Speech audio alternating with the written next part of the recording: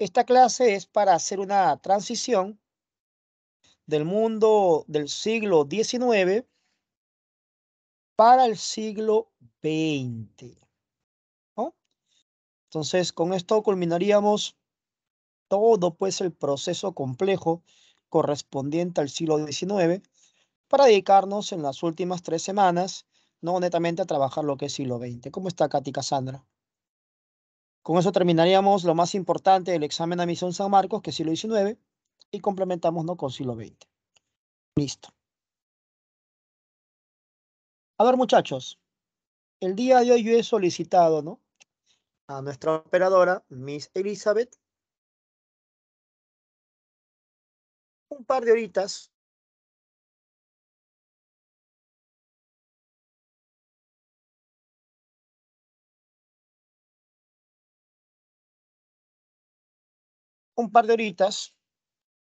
¿no?, para poder realizar este capítulo.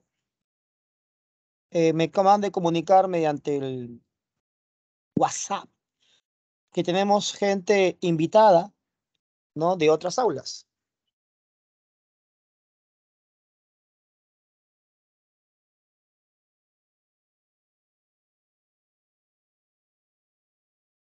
No hay problema.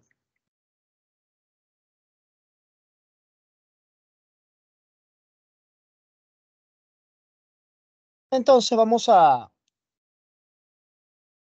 comenzar.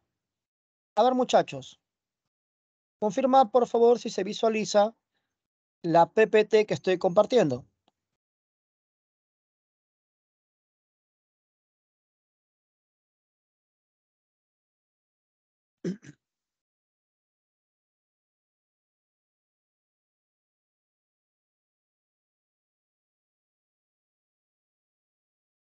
Gracias, Carol. Entonces, en esta pequeña PPT, mi estimada Carol y demás compañeros, podemos ver un pequeño resumen correspondiente a la segunda revolución industrial, ¿no? Dice, por ejemplo, que la segunda revolución industrial se desarrolla en países como Gran Bretaña, Francia y Bélgica, además de Alemania, Estados Unidos y Japón. Justamente en el examen de admisión de San Marcos preguntaron esto, ¿no? ¿Qué otros estados, parte de Inglaterra, donde había nacido pues la primera revolución industrial, pasan por un proceso industrial, ¿no?, en el siglo XIX? Respuesta, ahí está: Estados Unidos, Alemania, Francia, Japón. Eso fue pregunta examen de admisión, ¿correcto? En los próximos minutos, en las siguientes PPTs, vamos a explicar qué específicamente ocurrió en cada uno de estos estados. Todos sabemos a estas alturas que la fuente de energía de la primera revolución industrial fue pues el petróleo, el vapor y el carbón. Y para la segunda revolución industrial son reemplazadas pues por el petróleo y la electricidad. Sabemos que la textil fue la principal, ¿no?, industria de la primera fase, y aquí se desarrolla pues nuevas industrias como la industria química, como la eléctrica y la automovilística. Como consecuencia del desarrollo del capitalismo, van a aparecer pues concentraciones empresariales como el cártel, el trust, el dumping, el holding. Y se desarrolla pues el taylorismo, que es un concepto que está asociado, ¿no?, a la organización científica del trabajo. Todos estos conceptos van a ser explicados y desarrollados. Esta es una introducción, ¿no?, una introducción a lo que es la segunda revolución industrial. ¿Ah? Ahora vamos a dar clic y empezamos a explicar. Muchachos, ¿me ayudas, por favor? Dice acá 1860. ¿Qué ocurrió en 1860 para poder hablar de una segunda revolución industrial? No, la UNI en su examen de admisión preguntó cuándo comenzó la segunda revolución industrial. La respuesta fue en 1860. Ahora yo te pregunto a ti, ¿qué pasó en 1860 para hablar de una segunda revolución industrial?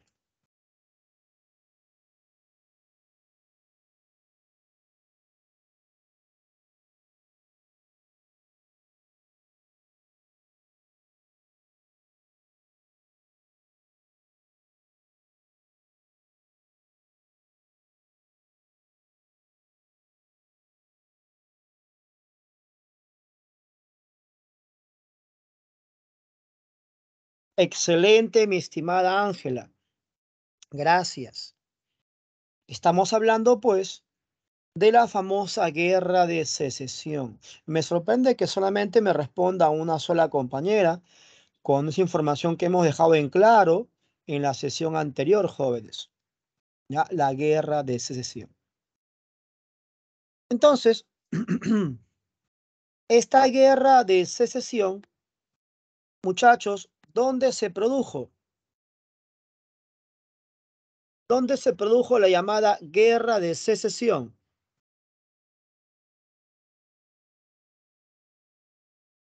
En Estados Unidos. Algunos ya están recordando ya Álvaro, Celina, en Estados Unidos. Y San Marcos preguntó, ¿quiénes se enfrentaron, correcto Pablo, en la guerra de secesión norteamericana? Muchachos, ¿quiénes se enfrentaron en la guerra de secesión norteamericana? Correcto Álvaro, los Estados Unidos del Norte versus los Estados Unidos del Sur. ¿Correcto? Recordemos que cuando se produjo la independencia de las 13 colonias, estas colonias estaban ubicadas en la parte, ¿no?, este de América del Norte. Luego se desarrolla la llamada expansión al oeste. Y luego se desarrolla pues un desigual, ¿no?, desarrollo económico entre las colonias del norte y las colonias del sur. ¿Cuál de esas colonias estaban asociadas al comercio, muchachos? ¿Qué colonias estaban asociadas al comercio?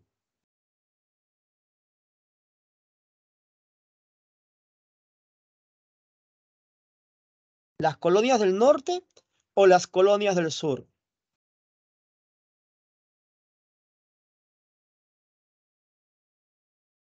Correcto, Piero. Las colonias del norte. ¿Y qué actividades predominaban en las colonias del sur? ¿Qué actividades económicas predominaban en las colonias del sur?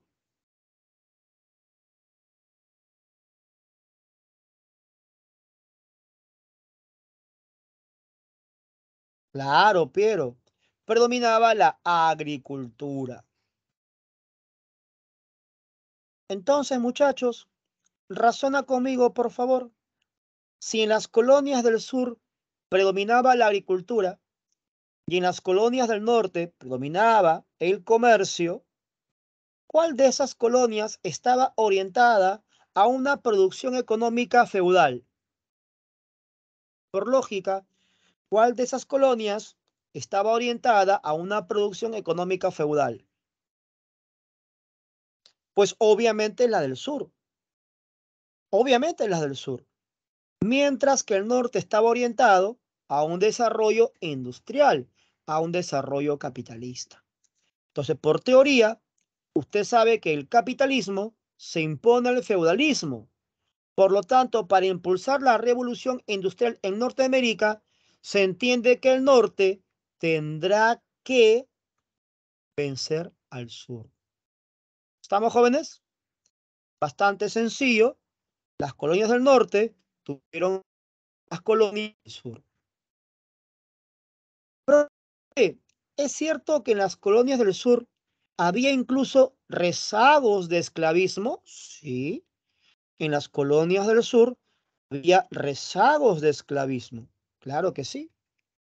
Entonces, muchachos, se entiende que para las colonias del norte, este sistema económico del sur, con un sistema feudal y rezagos esclavistas, implicaba pues un atraso económico para los intereses capitalistas de las colonias del norte. Entonces, uno de los representantes de las colonias del norte fue el famoso Abraham Lincoln, que era un abolicionista, es decir, estaba en contra de la esclavitud. Él lanzó el famoso discurso de Gettysburg, pregunta de examen a Misión San Marcos. ¿Ya? La idea era pues contar con el apoyo de los ex esclavos del sur. Muchachos, razona por favor, cuando en plena guerra se decrete la abolición de la esclavitud en las colonias del norte, ¿qué van a querer hacer los esclavos del sur, muchachos?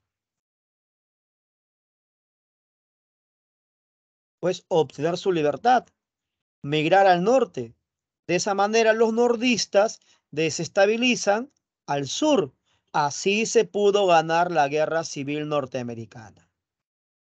¿Está bien, jóvenes? Vaga. Listo. Muchachos, ¿y qué va a pasar en 1914? ¿Qué va a ocurrir en 1914? En 1914 se va a iniciar la denominada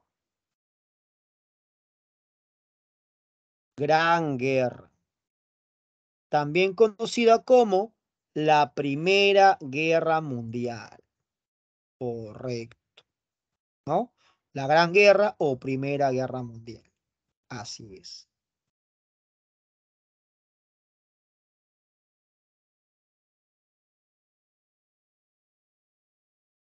Entonces ya sabemos que el origen de la Segunda Revolución Industrial se produce en Estados Unidos. Justamente Estados Unidos, luego de la Gran Guerra, va a surgir como potencia. Justamente. Ahora, muchachos, las siguientes preguntas que voy a hacer.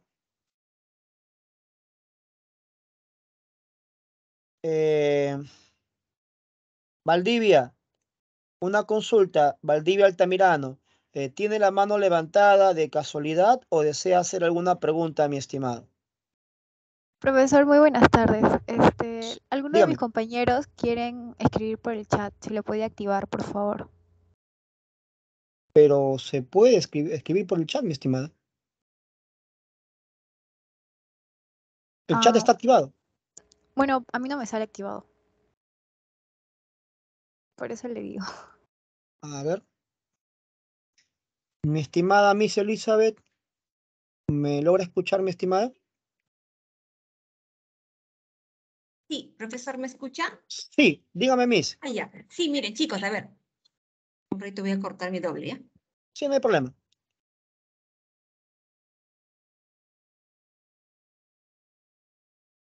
Ya. Sucede que el profesor Albarrán ha tenido a bien hacer un seminario para su aula, que es el aula del Intermedio 3 del 2 de noviembre. Entonces ustedes, que son de esa aula, en su calendario lo pueden ver y pueden entrar y todo está ok como una clase. Hay otro salón que es Intermedio 3 del 1 de diciembre. A ellos también se les ha invitado para que puedan aprovechar y participar. Entonces, como son invitados, porque usted está con el profesor Torres, el profesor Albarrán no tiene ninguna dificultad en poder abrir y darles que todos entren. Entonces, los que somos del aula intermedio del 1 de diciembre, vamos a poder solo escuchar la clase, ver la clase, ¿no? Yo puedo pasarles inclusive las diapositivas, pero acceso al chat propiamente no lo vamos a poder tener, pero sí el audio. Y pueden hacer y participar cuando consideren, pero el chat no se puede activar porque está a función al equipo. Y el equipo Listo, es del Miss. equipo de eso. Sí, Lo más bien, entendí. ah, yo sé que quisimos hacer más cosas, pero de verdad está bien interesante esto y hay que sacar el máximo. Yo voy a tratar de pasarles el chat y si puedo, de verdad, voy a hacer lo posible por tenerles también compartir la grabación. Ya, profesor, muchas gracias. Listo, Miss, ya la entendí. Perfecto. Entonces, los jóvenes que están invitados a esta sesión, ya escuchen, muchachos, se les va a poder compartir el link de la grabación, ya. Obviamente no pueden acceder al chat debido a que no es su aula correspondiente.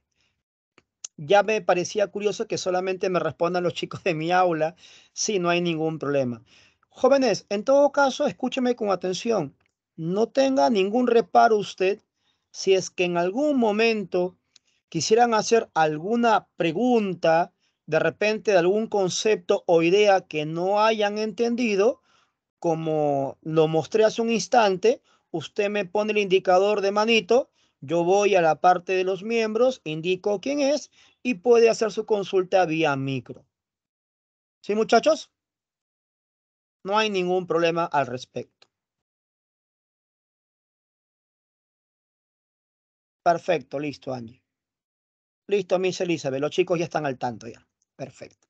Muy bien. Gracias. Ahora, muy bien. Entonces ustedes llevan el curso con mi amigo, el gran Julius Torres. Excelente, muy bien. Julius, profesor bastante antiguo de la academia, me guió, pues, ¿no? En mis primeros pasos como docente ya hace bastante tiempo ya, mi amigo Julius, que hoy pues compartes la jefatura, es el jefe de curso, ¿no? De historia. Los chicos del aula invitada tienen, ¿no? El placer de llevar con el jefe de curso, ¿no? El horario correspondiente. Listo. Muy bien. Continuemos entonces. Muchachos, entonces, aquí hay tres nombrecitos que vamos a analizar. Alemania, Francia y Japón. Listo. Como anécdota, le comento el día de hoy que en la mañana estuve haciendo en otra entidad una clasecita acerca de cruzadas, ¿ya? Que estadísticamente es un tema poco frecuente en admisión. Sin embargo, tuve que emplear todo lo explicado en feudalismo. Y para analizar a fondo tuve que hacer recordaris, ¿no? Acerca de lo que es Imperio Romano, el tema de los árabes, el tema de carolingios.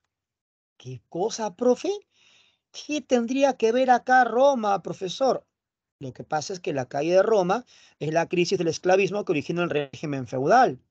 Las cruzadas se dan entre cristianos y musulmanes, que fue expansión de los islámicos creado por los árabes, y la consolidación del régimen feudal se obtiene con la crisis carolingia. Profe, sí, pero ¿qué tiene que ver con el tema que estamos haciendo? A de lo que iba, me explico. Entonces una alumnita me colocó en el chat, profe, ¿está haciendo repaso? Me decía. No, no es que estaba haciendo repaso, sino que esos conocimientos vertidos en clases pasadas eran necesarios para comprender cruzadas. ¿Por qué? Porque la historia es un proceso. Entonces, muchas veces los jóvenes cometen el error de tratar de aprender el curso memorizando datos y luego cuando van al examen de admisión, pues no tienen argumento teórico para responder, porque la historia, como les indico, es un proceso. Entonces, aquí, analizando esta pequeña línea, vamos a recordar algunas cositas de temas que ya llevaron. Ustedes con Julius, en el caso de los alumnos conmigo. Y vamos a ver temas que vamos a ver también más adelante. Incluso podemos usar el tema de Japón para ver análisis posteriores. Vamos a demostrarlo, ya vamos a demostrarlo. Muchachos, ¿ustedes se acuerdan que en clases pasadas trabajamos revoluciones liberales? Confírmame por favor en el chat o con una reacción. En el caso de los chicos invitados también pueden reaccionar ahí, ¿no? Ustedes ya llevaban el tema de revoluciones liberales, ¿no? Entonces fueron dos revoluciones, la de 1830 y la de 1848. Muchachos, ¿y dónde se produjeron esas revoluciones liberales? ¿En qué país se produjeron estas llamadas revoluciones liberales? Se produjeron en el país de... Ajá, gracias. Excelente. Muy bien. Nadie falla. Nadie falla porque nadie me responde. Oye, es lo último que hemos trabajado en sesión de clase. Revoluciones liberales. Fue el tema anterior a Revolución Industrial. Hasta mapita hemos colocado al respecto ahí. ¿En qué país ocurren las revoluciones liberales?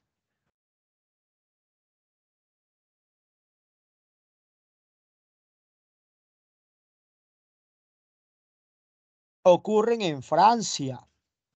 Ocurren en Francia. Así es, Álvaro. No ocurren en Francia. Entonces, si usted recuerda esa sesión, en 1830 se derrocó al rey Carlos X y subió al poder Luis Felipe I, el duque de Orleans. Luego se produjo la Revolución del 48, que terminó derrocando a Luis Felipe I y llegó al poder Luis Napoleón Bonaparte, que fundó la Segunda República Francesa. Pero usted recuerde que Luis Napoleón Bonaparte va a traicionar a la pequeña burguesía que lo había apoyado en la Revolución del 48 y se va a autoproclamar emperador, ¿recuerdas? Como Napoleón III. Claro, porque su tío fue Napoleón I. El hijo de Napoleón fue Napoleón II. Su sobrino va a ser Napoleón III. Profe, ¿y qué tiene que ver eso, profesor, con la clase de revolución industrial? Porque justamente como Luis Napoleón va a traicionar a la pequeña burguesía, por lógica, muchachos, ¿con quién se va a unir? Si Luis Napoleón Bonaparte va a traicionar a la pequeña burguesía, por sentido común, por lógica, ¿con quién se va a unir? ¿Con quién se va a aliar? Pues con el otro sector burgués, que sería, excelente, gracias, muy bien, lo máximo. Ajá, los chicos están pero on fire. Sí, nadie me responde nada. Muchachos, si traiciona a la pequeña burguesía por lógica, ¿con quién se va a unir? Con la gran burguesía, pues, mi estimado Piero. Luis Napoleón se va a unir con la alta burguesía. Entonces, el segundo imperio francés, ¿qué cosa expresó? Un desarrollo burgués. Por eso aquí tenemos a Francia en la segunda revolución industrial. Ya entendí, profe, listo. Francia se va a convertir en la segunda potencia del mundo, solamente detrás de quién? De los ingleses. Inglaterra fue la primera potencia del siglo XIX. ¿Ya? Muchachos, hay una pregunta bien fea de examen de admisión Callao. Callao preguntó por qué Napoleón III invade México. Muchachos, en el examen de admisión de Callao preguntaron por qué Napoleón III invade México. Una pregunta bastante difícil. ¿Alguien tiene alguna idea? Avísame si estás colapsando para darte la respuesta. Fue una pregunta difícil de examen de admisión Callao. Nada, profe. Yo no sé qué hace Napoleón III en México. Sí, colocó ahí como gobernante a Maximiliano de Austria. Excelente, Álvaro. Muy bien, Piero. Me da mucho gusto. Hay gente que la está destrozando.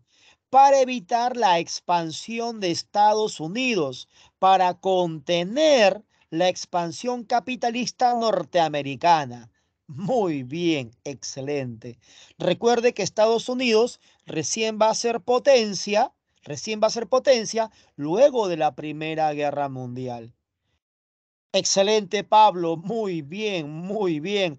Por si acaso, para aquellos que de repente no se han dado cuenta, nuestra operadora Miss Elizabeth está mandando las felicitaciones respectivas a Álvaro, Piero y Pablo por la respuesta a esa pregunta de examen de admisión que no hemos mencionado y justamente esta clase es para ello, ¿no? Para poder pues profundizar, ampliar, recordar y consolidar información. Excelente. Ahora, muchachos, el caso de Alemania. Vamos a ver el caso alemán. A ver, jovencitos, vamos a recordar lo que usted ha trabajado en época de restauración.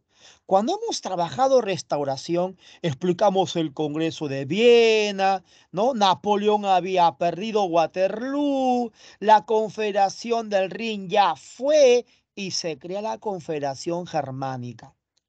Esa Confederación Germánica divide, ¿no? Entre comillas, Alemania en 39 estados. Entonces yo les hago una pregunta de sentido común, una pregunta de lógica, una pregunta de razonamiento, algo bastante simple de entender. Esa división política que presenta la Confederación Germánica, ¿impide o favorece la formación de un mercado nacional? Esa división de poder que hay en la Confederación Germánica, ¿va a permitir o es un lastre, una traba en un interés para formar un mercado común? La respuesta es lógica. Claro, Impide, pues impide, Piero, profe. lo impide, mi estimado. Ahí la gente se está animando por el micro. Muy bien, lo impide. Entonces, hay una ideología que propone la unidad política de un Estado. A esa ideología se le llama nacionalismo. Justamente en las revoluciones liberales se difundió no solamente el pensamiento liberal, sino también la difusión de las ideas nacionalistas. Entonces, ¿qué ocurrió? Que durante la mitad del siglo XIX fueron reprimidos esos intentos de unificación de Alemania. Pero en la segunda mitad del siglo XIX, Prusia va a lograr la unificación de Alemania después de vencer a los austriacos en la batalla de Sadowa. Por lo tanto, ahí tienes el nacimiento de Alemania. La burguesía prusiana va a permitir la unificación de Alemania y de esa manera nace Alemania y ahora esa burguesía impulsa ¿qué cosa? El capitalismo. Muchachos, Alemania nace en 1871. Tomando en cuenta que la primera revolución industrial fue en 1781, jóvenes, ¿Alemania nace temprano o nace tarde? Disculpa la ofensa. ¿Alemania nace temprano o nace tarde? Pero nace tardíamente. Claro, cuando Alemania nace, ya Inglaterra está pasando por su segunda revolución industrial. Entonces, eso obligará a la burguesía prusiana, ahora alemana, a desarrollar una industria militar, una industria bélica. Los alemanes se unifican después de vencer a los franceses en la batalla de Sedan, en la guerra franco-prusiana. Los franceses, luego de ser derrotados, van a preocuparse ante el rearme alemán, dando origen a la famosa carrera armamentista. Justamente el año 1871 se inicia la llamada paz armada, que será el antecedente de la llamada Primera Guerra Mundial. Como te decía, miren jóvenes, si nosotros vemos la historia como un proceso, podemos recordar Revolución Liberal en Francia, podemos recordar Restauración en Europa y ver temas posteriores como el Segundo Imperio Francés, como el nacimiento de la paz armada. ¿Te das cuenta? Ahora, si yo solamente me limito a leer lo que dice la PPT, si yo digo solamente la guerra ocurrió en Alemania, en Francia, en Japón, en Alemania, obviamente pues lo que se va a aprender es muy limitado, solamente datos aislados nada más, ¿ya? Vamos con el último caso, Japón. A ver, jovencitos, Japón. Esta pregunta es bastante difícil. Vamos a ver qué dice la gente. Vamos a ver cómo están en sus investigaciones, cómo van en sus lecturas. Muchachos, ¿alguien ha oído hablar de la era Tokugawa? ¿Saben qué cosas son los shogunes? ¿Alguien ha oído hablar de la era Meiji? A ver, en el chat, los que son del aula, respóndeme si conoces alguno de esos términos. Los jóvenes de las demás aulas pueden usar el micro para indicarme si conocen alguno de esos términos. A ver, tengo un intento de respuesta por parte de Álvaro. ¿Alguien más? Si te rindes, no hay ningún problema. Es válido, ya que es una pregunta difícil de un tema que casi no se toca jamás, ¿no? Japón, ¿no? Japón.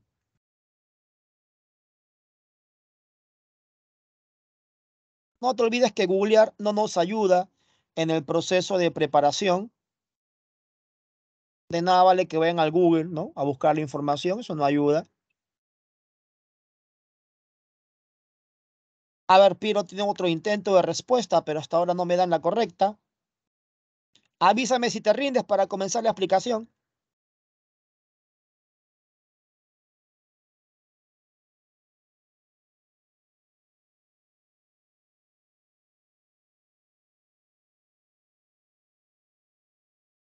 Listo. Bueno, como no hay respuesta, entonces me imagino que has colapsado. Entonces vamos a pasar a la explicación. Muchachos, la era Meiji no es otra cosa que la época del Japón capitalista. Entonces razona conmigo, si la era Meiji es la época del Japón capitalista, entonces lo anterior, ¿qué tendría que ser? ¿Qué hay antes del capitalismo? Claro, Ángela. Entonces la era Tokugawa es la era feudal. ¿Y qué hemos explicado? Que para poder imponer un sistema hay que desplazar el anterior. Entonces la era Meiji desplaza a la era feudal y eso explica por qué Japón pasa por su desarrollo industrial. Muchachos, los que son mis alumnos saben que siempre hemos tratado de compartir las clases, siempre con alguna recomendación, ¿no? En cuanto a películas, y esta vez no va a ser la excepción. Le recomiendo, le sugiero, cuando tenga tiempo, un domingo, como quien descansando y estudiando, se vea la película El último samurái. El último samurái, que es un clásico, un clásico. Si nosotros analizamos bien algunas escenas de esa película, podemos sacar varias preguntas de examen de admisión. No le creo, profe. ¿Sí? A ver, vamos a explicar. Muchachos, los samuráis eran guerreros de la era Meiji, donde los señores eran pues los shogunes. Da el nombre de shogunato Tokugawa. ¿Correcto? Los samuráis pelean, bueno, nosotros le decimos espada, pero técnicamente se llaman katanas. Katanas. ¿Ya? Entonces hay una escena, muchachos, donde los samuráis están ganando la guerra, ¿ya? Porque un sector político de Japón se está vendiendo al capital extranjero, sobre todo el capital inglés. Entonces había dentro de Japón facciones que querían industrializar Japón a costa de la dependencia económica de los ingleses y otros que querían mantener sus estructuras feudales. Y en ese sentido los samuráis van a apoyar pues a la era Tokugawa. Muchachos, hay una escena famosa donde tienes a los samuráis atacando con su katana y a caballo, mientras que los defensores del régimen que busca instalar la era Meiji sacan algo que en esa época era innovación. ¿Qué cosa? La circular. ¿Qué era la circular? Era un cañón, metralladora, que disparaba balas a rapidez por minuto. Muchachos, una pregunta de sentido común. ¿Tendrá posibilidad el samurái de hacer algo ante las armas de fuego? Lógicamente, No, mi profe. estimado Álvaro, never, Nel pastel, nada que ver. Entonces, una persona común silvestre, cuando ve esa escena, ¿qué cosa ve? Ve pobrecitos, jaladitos, espadachines cayéndose de su caballo. Lo que yo veo y lo que un alumno de Pitágoras debe ver, ¿qué cosa es? La contradicción del sistema. Muchachos, ¿cuál es un sistema más moderno? ¿El feudalismo o el capitalismo? ¿Qué sistema expresa un mayor desarrollo, un ajuste a la realidad que va avanzando? Lógicamente, el capitalismo. Por lo tanto, el feudalismo que expresa algo anacrónico, algo desfasado. Por lo tanto, el samurái que expresa un atraso económico, las armas de fuego que expresan un paso hacia la modernidad. Entonces, al enfrentarse las armas de fuego versus las katanas, lo que en el fondo se está viendo es la lucha de la imposición del capitalismo sobre el régimen feudal. ¿Se entiende, jóvenes? ¿Se entendió el análisis de esa escena de la película El último samurái? Excelente. Listo, Angie. Muy bien. Sí, yo no sé por qué a la gente no le gusta ir a ver películas conmigo. Nadie quiere ir conmigo al cine porque me gusta analizar las películas luego de verlas. Así es. Bueno, muchachos, entonces de ahí sacamos varias preguntas de examen de admisión. Porque luego Japón se va a convertir en una potencia industrial. Muchachos, ¿y qué se necesita para la industria? Pues recursos, materias primas. Jóvenes, ¿y cuál va a ser la guerra a inicio del siglo XX que va a enfrentar a las potencias capitalistas? Pues lógicamente, la Primera Guerra Mundial. Muchachos, Japón va a participar en la Primera Guerra Mundial, al igual que en su momento Estados Unidos. Recordemos que la Guerra Mundial tuvo como escenario el continente europeo, razón por la cual las potencias de Europa quedan debilitadas y dan paso a nuevas potencias, aquellas que no tenían sus industrias en Europa. Una de ellas, Estados Unidos, y la otra, Japón. Pregunta de examen de pre.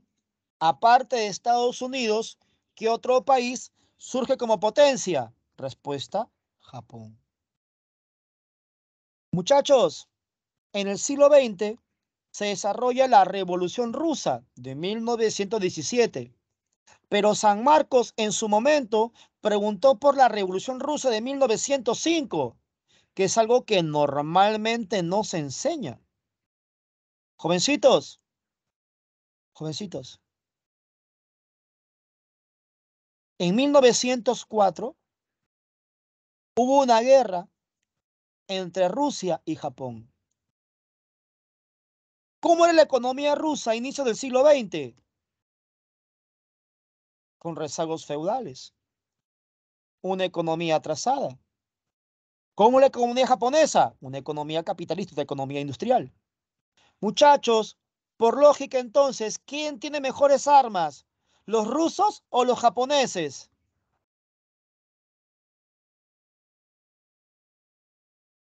Los Japón, profe. japoneses. Entonces, lógicamente, Japón le va a ganar la guerra a Rusia en 1904. Entonces, al ser derrotado Rusia, ¿qué pasa con su situación económica y social? Se agudiza. Eso explica la revolución de 1905, donde nacen los conceptos de los soviets. ¿Se entendió, jóvenes? Entonces, cuando yo voy a una clase de nivel repaso, cuando estoy en un salón nivel semestral o nivel élite, yo no le pregunto al joven qué países pasaron por su segunda revolución industrial. No, yo les pregunto ¿Por qué Alemania, Francia y Japón pasan por un desarrollo industrial? Ya hemos explicado, transición de la era Tokugawa a la era Meiji, segundo imperio francés y unificación alemana. ¿Listos, jóvenes? Bacán. Sigamos. Jóvenes, en la uni preguntaron las fuentes de energía de la segunda revolución industrial. Y a veces los jóvenes por apurados caen. Entonces en una clave colocaron petróleo y carbón. Chico apurado marcó porque vio petróleo. Sí, pero carbón no, pues. El carbón es de la primera. Respuesta petróleo y electricidad. Es por esa razón que la principal industria va a ser pues la petroquímica. Y esa es la razón, muchachos, por qué a partir de la segunda revolución industrial, las guerras van a tener como objetivo el control de dicho recurso. Y esa es la razón por la cual cuando sube el petróleo, muchos estados terminan generando una inflación económica, ya que de esto y sus derivados se manejan las demás industrias, pues. El bombillo eléctrico permite la formación en Estados Unidos de la General Electric, importante empresa norteamericana de electricidad. Dicho sea de paso, muchachos, acabo de revisar un informe económico. Bueno, la verdad yo no hago pago de servicios, de eso se encarga mi viejita. Yo lo que ella me pide, yo le doy mensualmente, ¿no? Pago por servicio un alquiler, ¿no? De 200 luquitas. Y siempre escucho a mi mamita pues quejarse de la luz, que lo suben, lo suben, lo suben, lo suben, lo suben, lo suben. La verdad no le daba mucho crédito, porque a veces tú sabes que a veces los mayores se quejan pues constantemente de todo, no paran en la televisión peleando ahí con la clase política, con los periodistas, de todo reniegan, ¿no? Pero mire, justamente acabo de revisar un informe económico y solamente en este año se han subido 8 veces en forma consecutiva la tarifa eléctrica. Miren, muchachos, entonces obviamente eso genera pues un malestar, obviamente. Así que, muchachos, hay que aprovechar, ¿no? Los recursos y hay que cuidar la energía. Otras industrias que aparecen fueron pues la siderúrgica, que implica la transformación de hierro en acero, la automotriz, que está asociada al desarrollo del boom cauchero. Muchachos, la primera revolución industrial guarda relación, en el caso peruano, ¿no? Con la prosperidad falaz. Y la segunda revolución industrial guarda correlación con el boom cauchero, ya que el caucho se usa pues en los neumáticos de los automóviles. Eso lo vas a ver con tu profe HP cuando trabajes pues ¿ya? El tema de Nicolás de Pirula y la transición hacia la república aristocrática. Madame Curie descubre pues el elemento químico, el radio, la industria química asociada a los fertilizantes y también a los colorantes asociadas a la textil y la ya mencionada industria eléctrica. Gracias a las ideologías marxistas y a las diferentes organizaciones obreras es que aparecen los sindicatos, que establece pues la lucha por la jornada laboral. Usted sabe que en la época de la revolución industrial se va a establecer pues una jornada laboral mínimo de 14 horas. En algunos casos, ¿no? Existían jornadas de 16, 18 y hasta 20 horas, ¿no? En muchos casos, los obreros vivían en las fábricas para esa manera, ¿no? Incrementar pues su producción laboral y asegurar pues un mayor control de plusvalía, excedente no remunerado al trabajador. Muchachos, en Historia del Perú, un tema muy importante justamente es historia del movimiento obrero. En el Perú, San Marcos preguntó qué ideología difunde o qué ideología se basa en el movimiento obrero peruano. El anarcosindicalismo.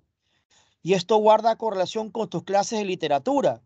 Un literato famoso que impulsó el anarquismo es Manuel González Prada. Recuerden, muchachos, que ahora el nivel de eco de San Marcos lo que establece es una integración del conocimiento. No es aislado. HU, HP, geografía, literatura, filosofía, no es aislado.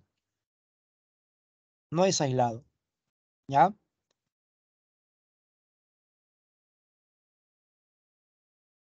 Aquí, la primera federación que se formó fue la Federación Panaderos Estrellas del Perú, que reclamaban las 8 horas de trabajo en 1904, en tiempos del primer gobierno de Pardo.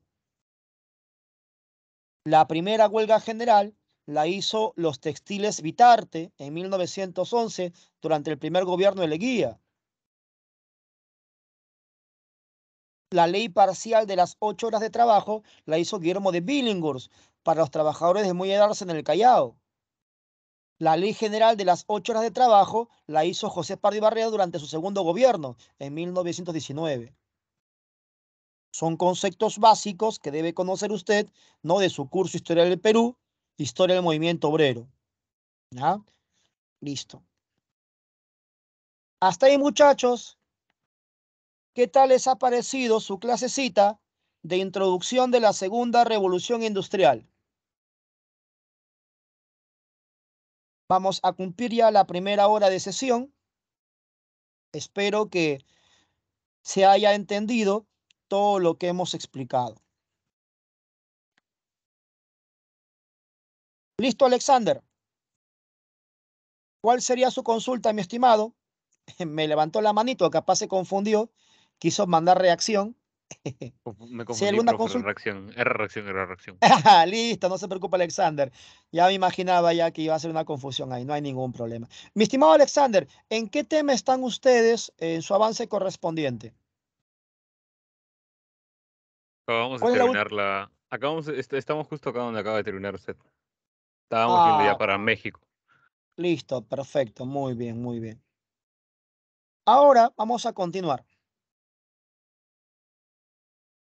Muchachos, San Marcos no es de preguntar mucho el tema de los inventos.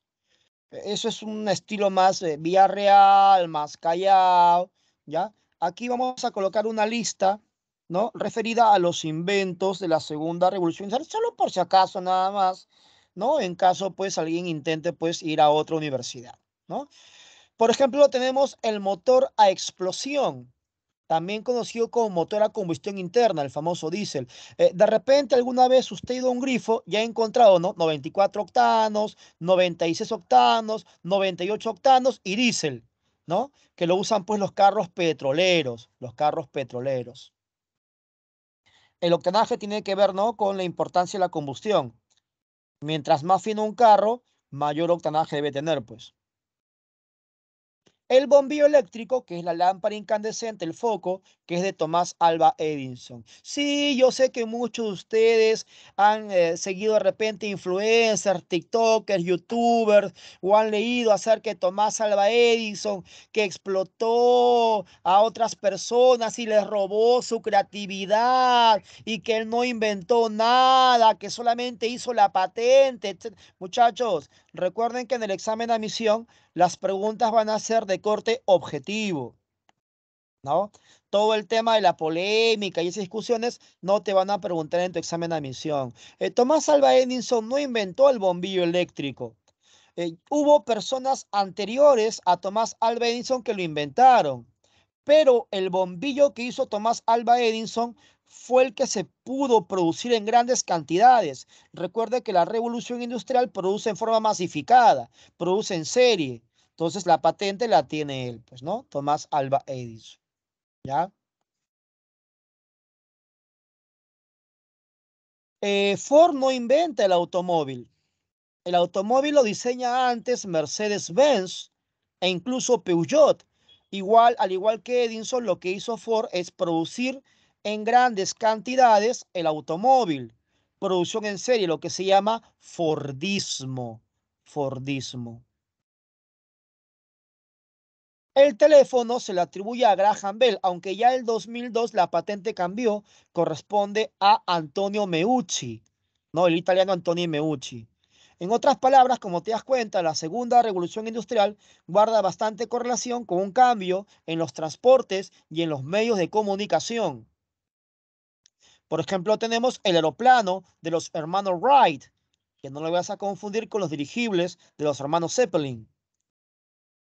Tenemos un invento de comunicación de Guillermo Marconi, la radio, que no lo confundas con el elemento químico descubierto por Madame Curie, ¿no? La única en ganar 2 Nobel en química, ¿no? Siendo mujer, Madame Curie, bastante loable, en una sociedad pues patriarcal como aquella época, destacando entre varios científicos. Y una foto famosa de ella y con todos los Nobel, todos varones, ¿no? Así es. Ella debería ser, por ejemplo, ¿no? Un elemento de lucha, ¿no? Reivindicativa en la mujer, ¿no? Lastimosamente el movimiento se va degenerando con otros intereses, pero bueno, son posturas, ¿no? Son posturas. Justamente Nobel inventa pues la dinamita. Profe, ¿es cierto que Nobel fue engañado? O sea, su mujer le engañó con un matemático. Bueno, sí, esa es una anécdota bastante famosa, ¿no? Y por eso no hay Nobel de matemática, dicen algunos, ¿no? Pero bueno, Nobel, cuando inventó la dinamita, se preocupó más adelante porque su invento fue usado por fines pues bélicos, ¿no? Y es por eso que regaló toda su fortuna para que aquellos que contribuyan con los cambios sociales puedan tener, ¿no? Un renombre y un premio económico, ¿no? Los famosos premios Nobel que llevan su nombre, pues. Así es. Y bueno, Alexander Fleming y la famosa penicilina. Muchachos, recuerden que la penicilina es un invento reciente. Muchas personas que tenían heridas morían por la infección y gracias a la penicilina se pudo reducir pues esa tasa de mortalidad. Listo. Y para cerrar esto, muchachos, la primera fase, porque luego quiero ahora entrar con imperialismo. Muchachos, económicamente el capitalismo se va a desarrollar. ¿A qué fase? ¿Primera, segunda o tercera etapa?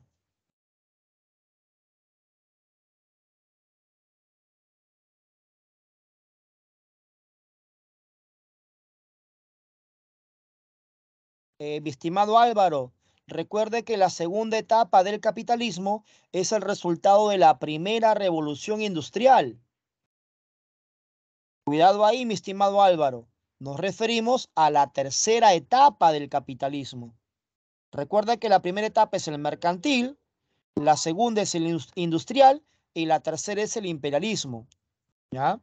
Entonces, a ese capitalismo se le conoce bajo el nombre de capitalismo financiero.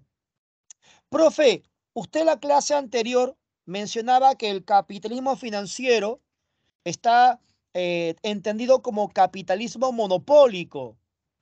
Sí, justamente surgen los monopolios. Profe, no entiendo. Te explico bien fácil, bien fácil. ¿Por qué se llama capitalismo monopólico o capitalismo financiero? Primero hay que entender por qué se llama financiero. Porque acá se va a fusionar el capital industrial y el capital bancario. O sea, los bancos van a financiar la industria. De ahí el nombre financiero. Ah. Muchachos, entonces, si tú vendes un producto X, Y, Z, si tú vendes un producto, ¿quieres competencia?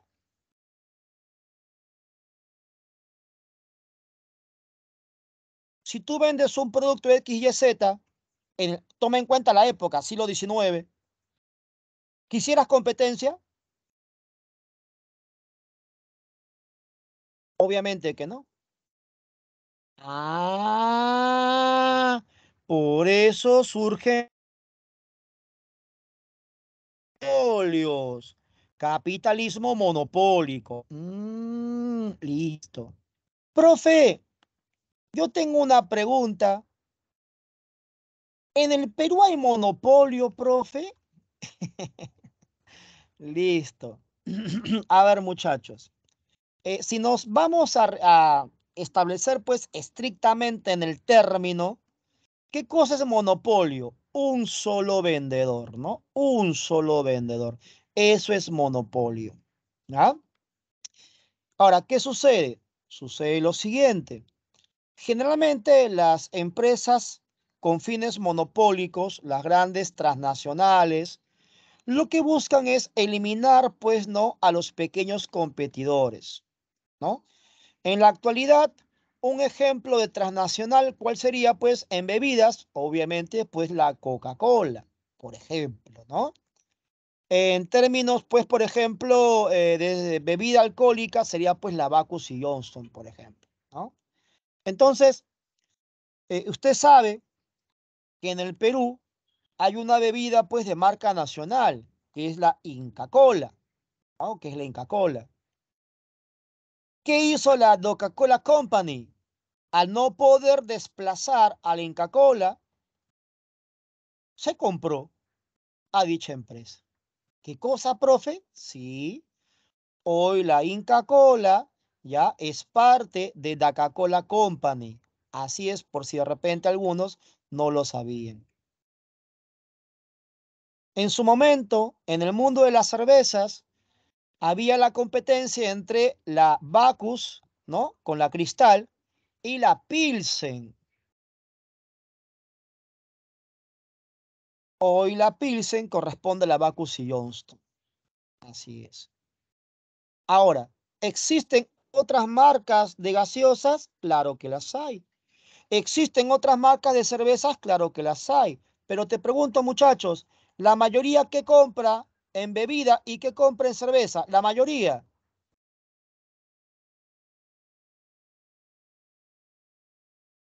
Pilsen y Coca-Cola, profe. Obviamente, la mayoría compra Coca-Cola, ¿no? Muy pocos van otras opciones. Y la mayoría, bueno, ahora compra Pilsen. Antes compraban más Cristal. Yo no sé cómo sabe la Cristal porque yo soy abstemio, no tomo.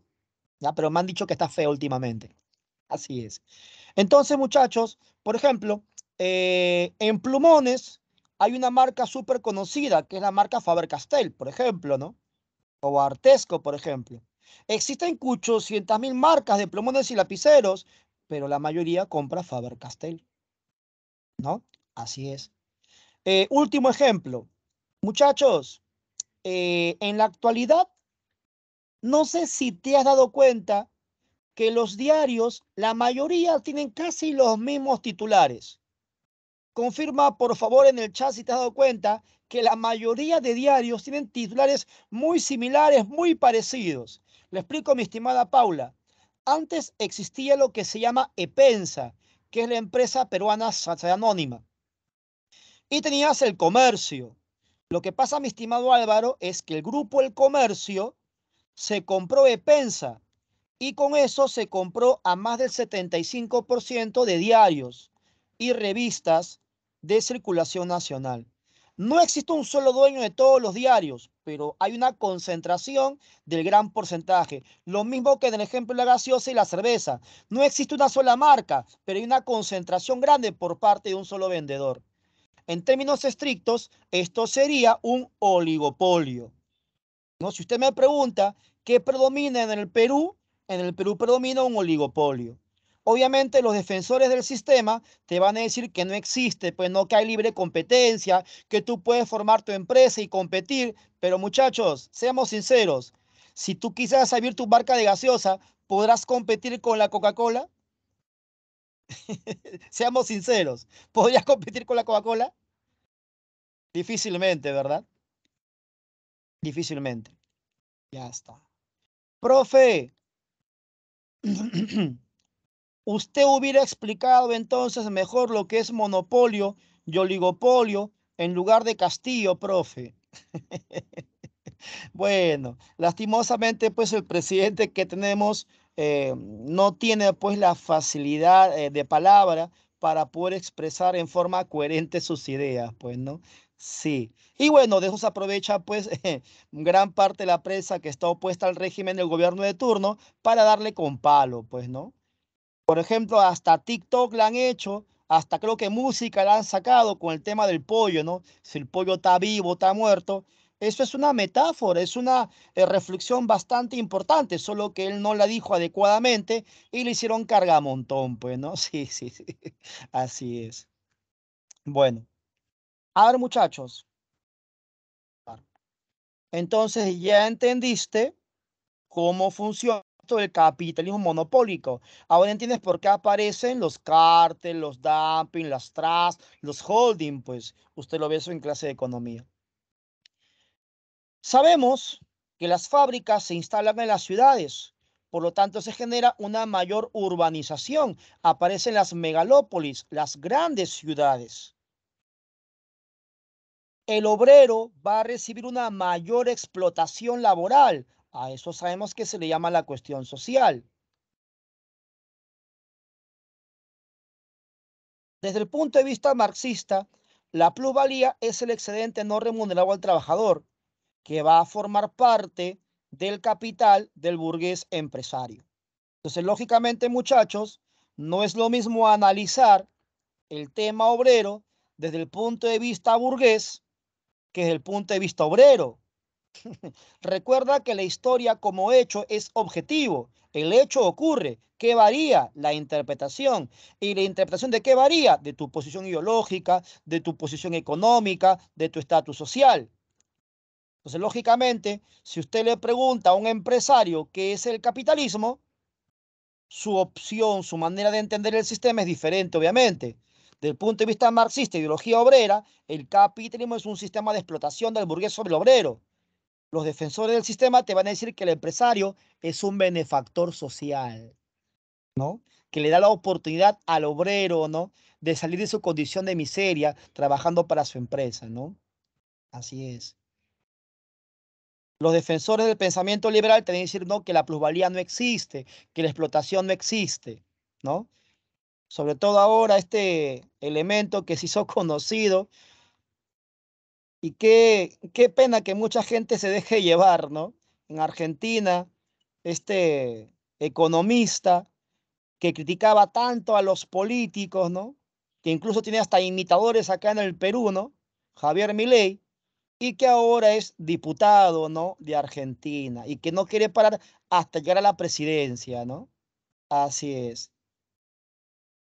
Capaz algunos lo conocen, ¿no? De economía sabe bastante, pero de historia sabe poco o nada. O esta señorita que ya dejó de sonar en el YouTube, ¿no? De Guatemala, me parece que era, ¿no? Que tuvo un video de socialista para millennials con millones de vistas, pero que en un minuto cometió más de 10 errores de concepto, cualquier cosa, ¿no? La famosa pro-choice, Gloria Álvarez, ¿no? Sí, muchachos, tenga usted cuidado con el tema de las redes. Usted puede defender cualquier idea, sea liberal, sea socialista, conservador, anarquista, pero siempre con sustento. No te dejes llevar porque X o Y dice algo o algo, ¿no? Así es. Profesor, ¿qué son las internacionales? Movimiento obrero. Lo que pasa es que el marxismo propone difundir la lucha obrera a nivel mundial, por eso surge la AIT, la Asociación Internacional de los Trabajadores. Los sindicatos se desarrollan para defender el movimiento obrero. Ahora, muchachos, hay que ser bien claros, ¿ah? También una cosa es el movimiento obrero del siglo XIX, una cosa es el movimiento obrero de inicio del siglo XX, una cosa es el movimiento estudiantil del siglo XX inicios y otra cosa, pues, en la actualidad, el movimiento obrero y el movimiento estudiantil, ¿no? En el siglo XIX la gente era intelectual, era académica. En el siglo XX tenías en San Marcos discusiones entre Alejandro de Busto y Manuel Vicente Villarán. ¿Quiénes deben ser educados, la masa o la minoría? Discusión que políticamente se va a dar acá en el Perú entre ahí y Mariátegui. ¿Quiénes deben dirigir el cambio social? ¿La clase burguesa, la clase media o la clase obrera, la clase campesina, ¿no? La famosa polémica ya Mariátegui, ¿no? En la actualidad, el movimiento estudiantil deja mucho que desear, ¿no? El movimiento obrero, ni qué decir, ¿no? Todas las noticias, asesinato, violencia, destrozo de propiedad pública, cupos, corrupción, con el pan de cada día en las organizaciones gremiales actuales, ¿no? Y queda claro que el obrero del día de hoy no es el mismo que el obrero del siglo XIX, pues muchachos. Jóvenes, un obrero hoy te gana promedio, ¿ya? Entre 700 a 1200. ¿Tan poquito, profe? Semanal. ¿O qué? Sí. Un obrero te gana entre 700 y 1200 semanal. O sea, multiplicando por 4, te gana mínimo 2800 a más de 4000 soles, dependiendo para qué empresa trabaja. Muchachos, gana más que un profesional. Tienen derechos laborales, descanso, vacaciones, planilla, muy diferente pues al movimiento obrero de la época. Hoy un obrero te maneja iPhone, te maneja internet, etcétera, etcétera, etcétera. Muchachos, entonces decirle hoy al obrero del siglo XXI, vamos obrero, organízate, lucha contra el sistema capitalista explotador, ¿tiene sentido? No, pues, obviamente. Muchos obreros se sienten beneficiados por parte del sistema. Ahora, claro, si tú multiplicas lo que ingresa en la empresa en una licitación y lo que le asignan a cada obrero por su fuerza laboral, ahí te vas a dar cuenta de la enorme diferencia, pues, plusvalía, pues, así es.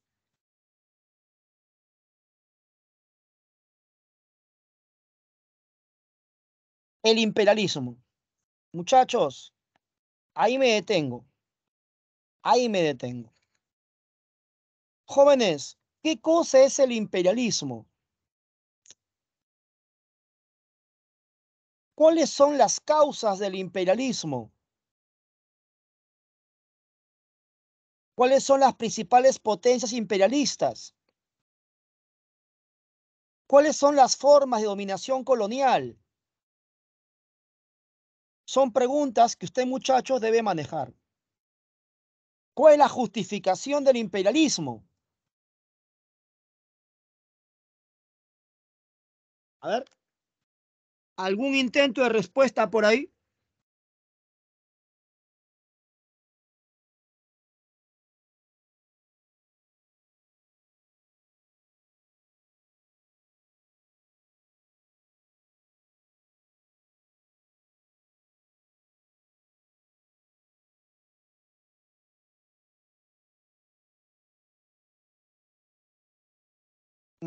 A ver, Álvaro, Piero, algunos intentos de respuesta.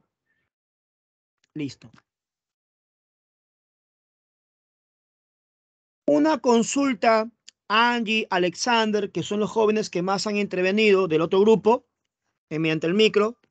Una consulta, ya sabemos que no pueden escribir por chat, pero sí visualizan las respuestas de los demás compañeros. Confírmame, por favor, Angie, Alexander. ¿Sí pueden ver el chat? No, profe, no. No lo pueden revisar. Una pequeña lástima. ¿Por qué, profe? Porque quería aprovechar para enviar extractos de texto, ¿no? En el chat. Con los chicos que hago seminarios, suelo hacer ese trabajo, ¿no? Les envío pequeños extractos para que los lean y luego conversamos sobre ello. No hay ningún problema, no hay ningún problema. Entonces yo voy a leer unos pequeños fragmentos y luego vamos a explicarlos para todos ustedes. Y bueno, si desean documentos se lo pueden enviar a Miseli para que se lo pueda hacer llegar a ustedes. ¿Ya? Y en el caso de nosotros, lo subimos pues a nuestro archivo correspondiente. ¿Ya? A ver, dice aquí. La segunda mitad del siglo XIX se denomina la época del gran imperialismo. Naciones europeas se disputaron la ampliación de sus respectivos imperios coloniales en distintas partes del mundo. Listo. Muchachos, entonces, ¿qué cosa es el imperialismo? Primero, es la tercera fase del capitalismo. Excelente. Mi estimado Piero, ¿tiene que ver con una dominación económica? Sí. Un Estado llamado desarrollado va a someter y va a controlar a otro pequeño estado llamado subdesarrollado. Este pequeño estado subdesarrollado es rico en materias primas, pero sus materias primas no va a servir para su propio desarrollo, sino los intereses de lo que se llama la metrópoli, que es la potencia que lo somete, con la finalidad de impulsar un desarrollo industrial. Eso es el imperialismo. ¿Ya? Eso es el imperialismo. Ahora, de acuerdo a la forma de dominación, existen tres conceptos básicos: colonia, concesión y protectorado. ¿No? Colonia, concesión y protectorado. Muchachos, ¿cómo es la diferencia entre una colonia, una concesión y un protectorado? Les voy a explicar. Les voy a explicar. Si yo llego a un lugar X y lo someto económica, política, social y culturalmente, o sea, si tengo un control total y encima lo colonizo y llevo a mi población a vivir ahí, a eso se le llama colonia. A eso se le llama colonia. ¿Ya? Si yo encuentro un estado Y que de repente tiene cierta estructura, ¿no?, política importante, yo voy a colocar ahí mis inversiones y voy a evitar que otros lo coloquen. Así que yo te voy a proteger, que eres mi protectorado, mi protectorado. Pero no te protejo a ti, protejo mis inversiones que están en tu país. Cuando tengo una situación Z, un estado que es muy grande, difícilmente dominarla y someterla, y una guerra a la larga me va a traer desgaste económico. Entonces prefiero tener ventajas comerciales. Eso se llama concesión. Cuando un estado, una civilización, me da ciertos territorios con ventajas comerciales, eso se llama concesión. Profe, ejemplos, ahí te va. La India fue el mayor ejemplo en el caso de Inglaterra. ¿No? Durante la era victoriana, Inglaterra dominó la India. Argelia va a ser el principal ejemplo, ¿no?, de colonia en Francia. En el caso de protectorado, Marruecos fue un protectorado francés. Y el caso más famoso de concesión, Hong Kong. China entró en guerra con Inglaterra, las famosas guerras del opio. Entonces le entregó, a través del Tratado de Nankín, Hong Kong en calidad de concesión. Pregunta examen admisión San Marcos. Es San Marcos bien malo. Preguntó, señale usted lo correcto sobre el Tratado de Nankín. Y en las claves colocaron, se aperturan 7 puertos libres. Sí se aperturan puertos libres, pero no eran 7, eran 5. Bien malos para preguntar San Marcos, esos atorrantes. Así es. Seguimos. Ahora vamos a hablar un poquito de Inglaterra. La reina Victoria de Inglaterra gobernó entre 1837 y 1901. Durante este tiempo, Inglaterra fue la primera potencia del mundo. La reina Victoria contó con el apoyo de dos grandes ministros, Joseph Gladstone y Benjamin Disraeli. Luego, Eduardo VII va a continuar con esa época de apogeo británico. Inglaterra llegó a tener colonias en casi todo el mundo. Por ejemplo, en Oceanía tenía pues Australia, que muchos chicos lo recuerdan, ¿no?, por el tema de repechaje. Nueva Zelanda. En América manejaba Canadá. La famosa Isla Malvinas, las Islas Falkland, que a la postre va a ser una guerra, ¿no?, con los argentinos, la guerra de las Malvinas. En África, Egipto, que lo hemos explicado cuando hicimos Napoleón. Sudán. Transvaal y Orange, que actualmente es Sudáfrica. En Asia, la India, Singapur. Son los principales dominios coloniales ingleses. Ahora hablemos un poquito de Francia. Sabemos que Francia fue potencia gracias a Napoleón III, segundo imperio francés. Tuvo colonias en América, la Guyana francesa. Manejó en África Marruecos, Túnez, Argelia. Y en Asia, el Golfo de Tonkin en Indochina. Cuando cayó Napoleón III, se fundó la Tercera República Francesa. En el examen de admisión preguntaron por la Comuna de París, primer intento de revuelta socialista. Así es. ¿Cuál fue el pretexto del imperialismo? La misión civilizadora.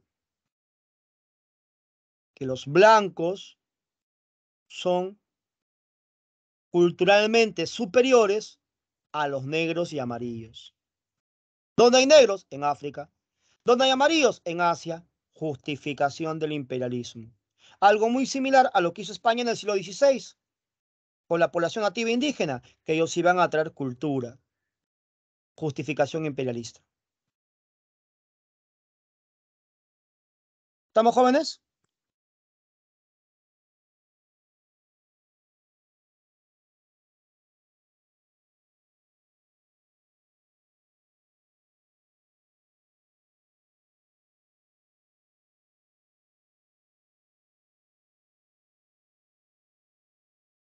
Listo.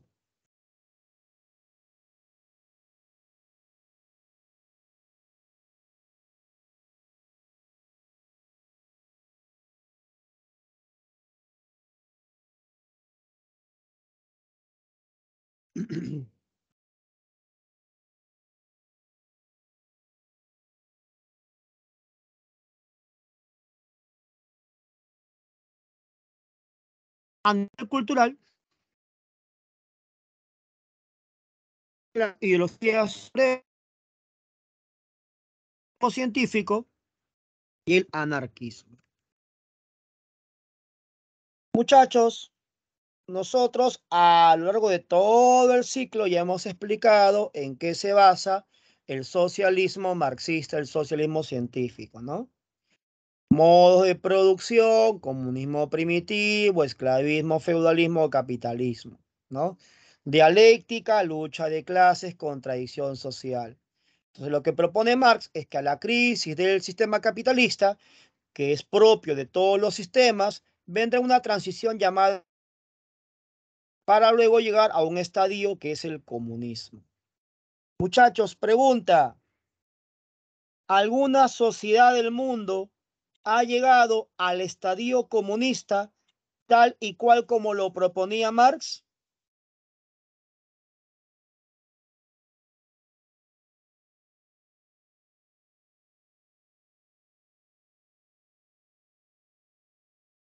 Te pregunto, ¿algún estado del mundo ha llegado al estadio comunista?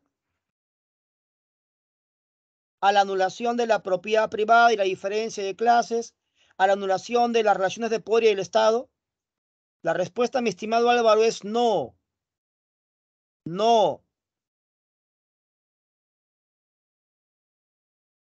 Entonces, disculpen ustedes, pero a mí me da bastante risa cuando en las elecciones decían que tengan cuidado con el partido Perú Libre porque el Perú se va a volver comunista. Incluso hasta sacaron algunos videos diciendo que te iban a quitar tu casa y que te iban a quitar tu celular y tu laptop. Muchachos, pregunta, ¿eso ha ocurrido? ¿Ha ocurrido ello? No, no ha ocurrido. Ni va a ocurrir. Muchachos, escúcheme. Para empezar, el Perú no es un país capitalista. Para empezar. Ahora, que existan partidos que se autodenominen comunistas para ganar apoyo de la fuerza laboral, entiéndase, masa campesina, sectores obreros, es otra cosa. Estaba recontra cantado y recontra claro que el ideario del Partido de Perú Libre, si llegase al poder, no se iba a cumplir, como que está ocurriendo en la actualidad. Lo mismo pasó con el tema de Ollanta Humala. En su momento, cuando llegó el nacionalismo al poder. Entonces hay que manejar, muchachos, bien el concepto, bien las ideas para entender y no dejarte engañar, pues obviamente. Ni por nada derecha ni por nada izquierda. Ahora, profesor, pero ¿y Corea? Profesor, pero China. Profe, pero Cuba. Profe, pero Rusia. Ya, muchachos, en el siglo XX se van a producir las famosas revoluciones obreras. Rusia no tenía una economía capitalista. Lo que hizo Lenin fue implantar el socialismo a la fuerza. Así nació la URSS, la Unión de Repúblicas Socialistas Soviéticas. Es por eso que luego termina fracasando la URSS y cae el 91. El sistema que predomina es el capitalismo. Cuba inicia su revolución siendo nacionalista, sino que ante el bloqueo norteamericano, en plena Guerra Fría, Cuba se orienta a los rusos y Fidel varía hacia el socialismo. La primera fase de la revolución cubana es nacionalista. China tiene una economía de libre mercado, firma tratado de libre comercio, pero su política es comunista. Gobierna el Partido Comunista, pero no tiene una sociedad comunista. En China hay diferencia de clases. El comunismo, como lo propone Marx, anula la diferencia de clases, elimina la propiedad privada y no hay Estado. Nadie ha llegado a ese nivel propuesto por Marx. Y el mismo caso en Corea del Norte. En Corea del Norte gobierna el Partido Comunista, pero no es una sociedad comunista. Profe Chávez, no me hagas hablar lisuras acá, por favor, en el chat. Chávez es cualquier cosa menos socialista. Su pensamiento bolivariano fue una chanfaina, ¿no? Un autoritarismo militar con una supuesta idea de izquierda, el socialismo bolivariano que llevaba él, la supuesta María Rosada, ¿no? Bueno, cualquier cosa fue eso. Así es. Es por eso que automáticamente cuando surge un partido de tendencia izquierda en el Perú, automáticamente lo ligan con Venezuela, ¿no? Sí, el cuco del socialismo, ¿no? Que lo ves con tu clase HP ahí, a lo largo de la historia, siempre se ha usado ese cuco, ¿no? Así es. Listo. Muchachos, el fundador del anarquismo, Mikhail Bakunin, está de acuerdo con Marx en que deben destruir el Estado burgués. Ahí están de acuerdo. El Estado burgués es un Estado, ¿no?, dirigido por la clase social pudiente para explotar a la clase obrera y aprovechar su fuerza laboral. Es lo que proponen Marx y Mikhail Bakunin. El problema está en qué ocurre después de eliminar el Estado burgués. Para Marx, el obrero debe tomar el poder, lo que él llama la dictadura del proletariado. Bakunin no está de acuerdo. Para Bakunin, cualquier forma de organización y cualquier forma de autoridad limita la acción del individuo y por lo tanto no es un ser libre. Por eso el anarquismo propone eliminar cualquier forma de autoridad. Por eso no debe haber Estado, según los anarquistas. Incluso eliminan también los conceptos como las leyes y el concepto de familia, el concepto de religión. San Marcos preguntó, ¿qué ideología propone eliminar cualquier forma de autoridad? El anarquismo. Pregunta examen de admisión San Marcos. Ahora, como el Estado existe desde hace más de 5.000 años para mantener el orden, por eso es que muchas personas cuando escuchan anarquismo, automáticamente empiezan ¿en qué? En caos, en desorden. Michel Proudhon propuso las comunidades autogestionarias como alternativa de organización ante la falta de un Estado bajo la postura anarquista, en su libro ¿Qué es la propiedad privada? El mayor ejemplo de anarquismo acá en el Perú lo tenemos, por ejemplo, en Vía Salvador, interesante proyecto que se ha analizado incluso en Europa. Así es. En la Primera Internacional discuten anarquistas y socialistas y surge el anarquismo como una ideología independiente.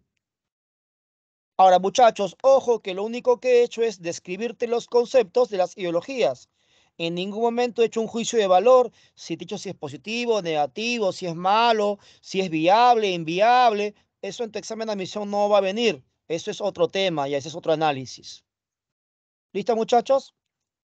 ¿Qué tal, muchachos? Su clasecita ahí, ¿no? De las consecuencias de la segunda revolución industrial. Listo, Paula. Ahora vamos a continuar, gracias Angie, con la última parte de la clase. Listo, Ángela.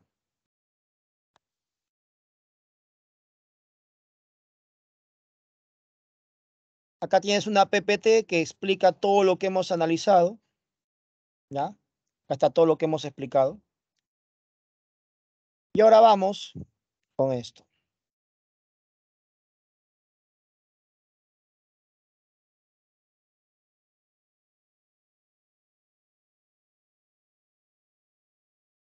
Alexander, Angie, la PPT sí se le puede visualizar, ¿verdad? O tampoco visualizan la PPT, consulta. Sí se ve, profe. Perfecto. Entonces, muchachos, lean esta PPT y me indican cuando terminen de leerla para pasar a la explicación. ¿Ya? Me indicas.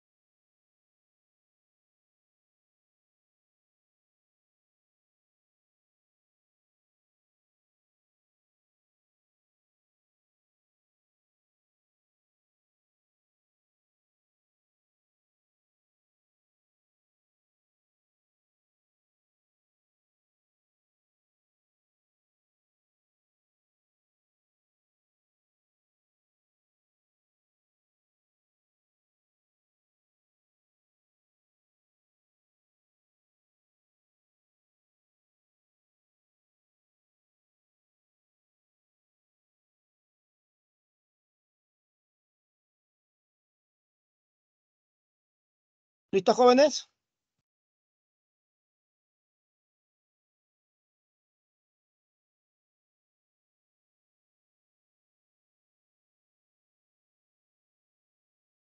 Listo, uno con Paula.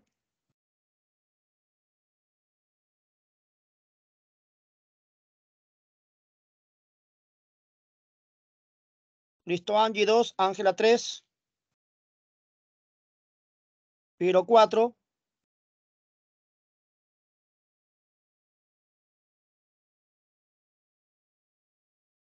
Carol 5,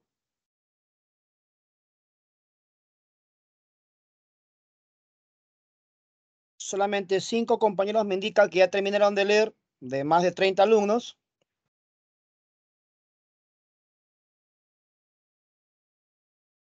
Álvaro 6,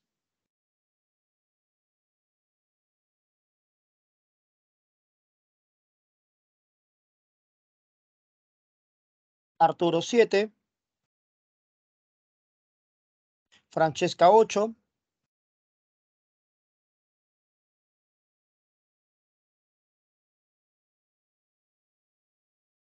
listo. Comenzamos entonces.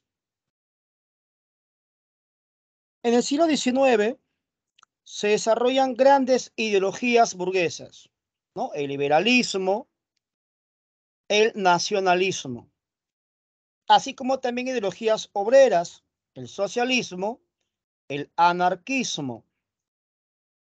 como también ideologías de carácter reaccionario, como el conservadurismo. Todas esas ideologías usted ya las ha estudiado. ¿Cuándo, profe? Liberalismo, cuando hemos hecho revolución del 30 y el 48. Conservadurismo, cuando hemos hecho Congreso de Viena, restauración. Socialismo, anarquismo, lo acabamos de hacer. Muchachos, son dos los padres del socialismo científico. ¿Quiénes fueron? Uno fue Marx. ¿Cuál es el otro?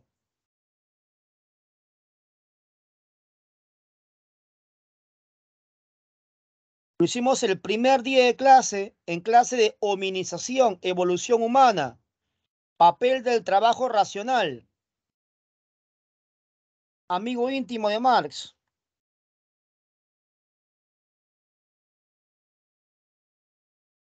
Gracias, jóvenes.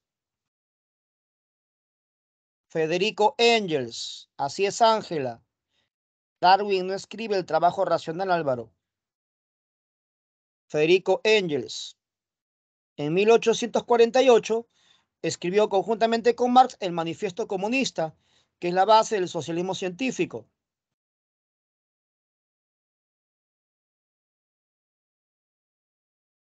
San Marcos preguntó por un folleto de Engels escrito en 1856, Situación de la clase obrera inglesa. Muchachos,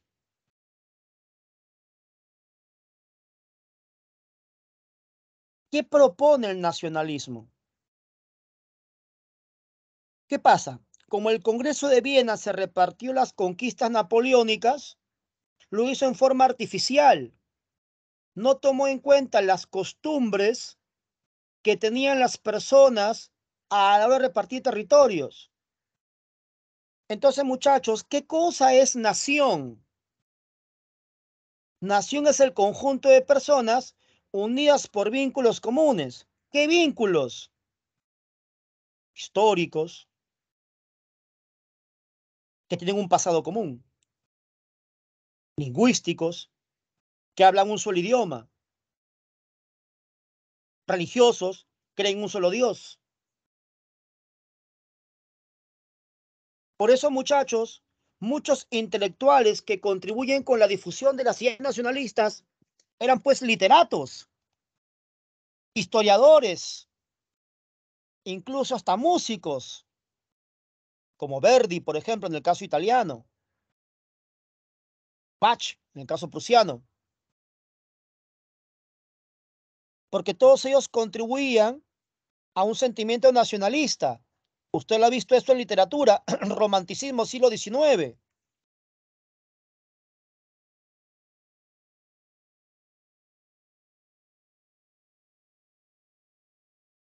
¿Cuándo se desarrolla el nacionalismo? Ahí está, en el siglo XIX. Específicamente, segunda mitad del siglo XIX. Ahí está la cultura común. Entonces, ¿qué pasaba en el Imperio Austriaco? El Imperio Austriaco era un imperio multinacional. Muchachos, razona conmigo, por favor. Si el Imperio Austriaco era multinacional y te acabo de explicar que el nacionalismo propone formar un solo Estado a través de una misma nación, ¿está a favor o en contra de la difusión de las ideas nacionalistas el Imperio Austrohúngaro?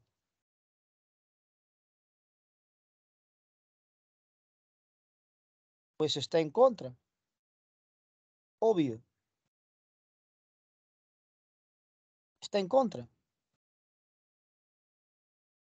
¿Qué pasa con los turcos otomanos? Los turcos otomanos van a presentar revueltas nacionalistas. ¿Como cuáles, profe? Como la famosa crisis de los Balcanes, antecedente inmediato de la Primera Guerra Mundial.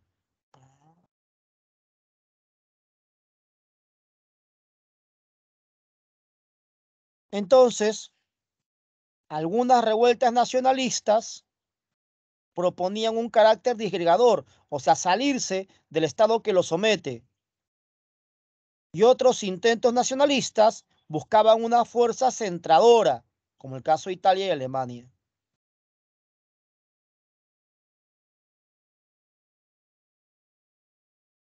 Muchachos, Italia estaba dividida en 7 estados. Al norte, el reino lombardo-véneto. Al centro, los ducados de Parma, Modena y Toscana. Y al sur, el reino de las 2 Sicilias. Al centro, los estados pontificios. Como te puedes dar cuenta, acá está el Imperio Austrohúngaro, vecinito, ¿no?, de la península itálica. Por eso Austria, para evitar que desaparezca su imperio, va a intentar frenar los intentos de Piamonte y Cerdeña, porque ahí nace el proceso de unificación italiana.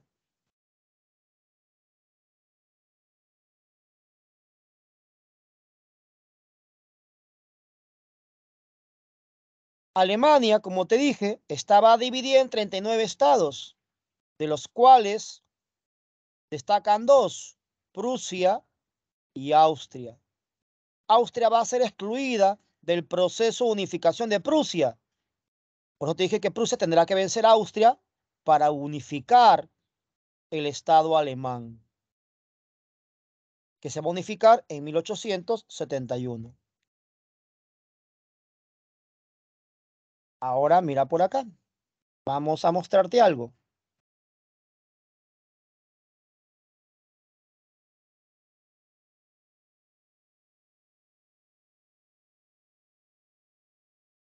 Te voy a mostrar algo, ¿eh?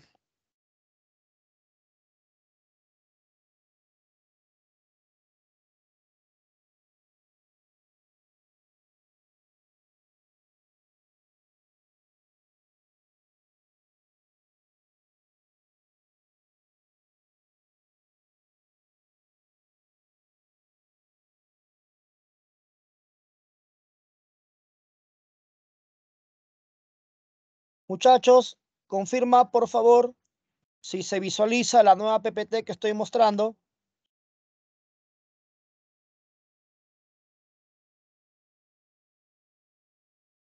Sí se ve, profe. Gracias. Ahora mira por acá. Esto es nuestro análisis de las notas. Aquí está. Lee esta información. Me avisas cuando terminas para pasar a explicarla, por favor.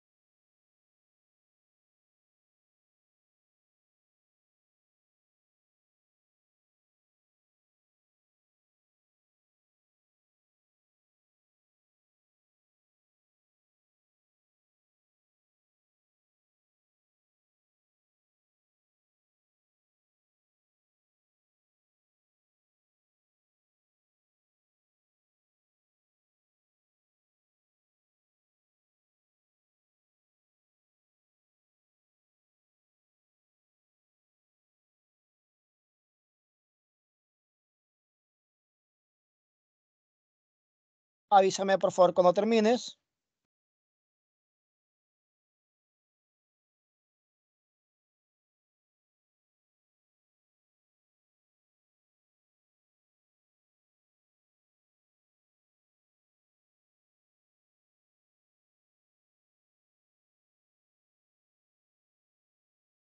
Listo, Angie.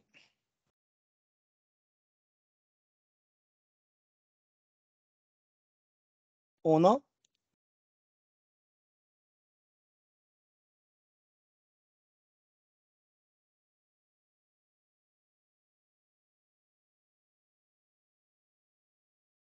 Listo, Piero 2, Álvaro 3.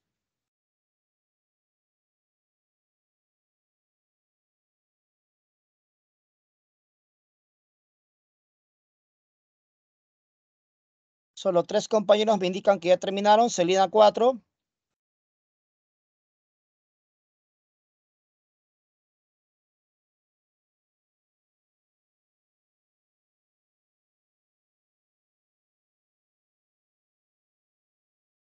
Arturo 5. Alexander 6. Listo.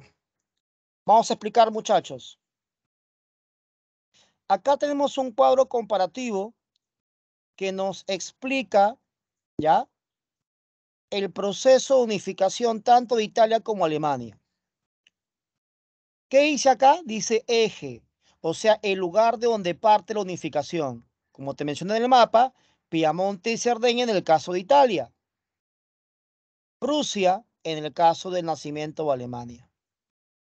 Acá dice personajes.